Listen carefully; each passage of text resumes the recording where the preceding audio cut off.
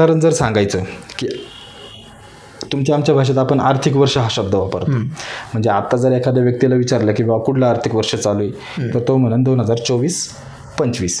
पण income टॅक्समध्ये 2 phrase वापरलेले आहेत एकाच वर्षाला. एक आहे प्रिव्हियस इयर आणि एक आहे असेसमेंट इयर. आता प्रिव्हियसमध्ये हा शब्द आहे प्रिव्हियस. सामान्य माणूस काय म्हणतो, प्रिव्हियस म्हणजे मागील.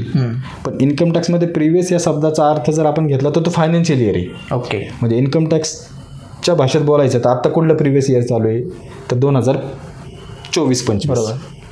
हे प्रिव्हियस इयर किंवा फायनान्शियल इयर म्हणू आपण त्याला.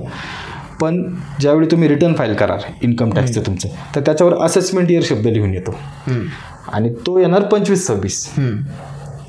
म्हणजे सामान्य माणसाला हे कन्फ्युजन होतं की हे 24-25चं आहे की 25-26चं आहे.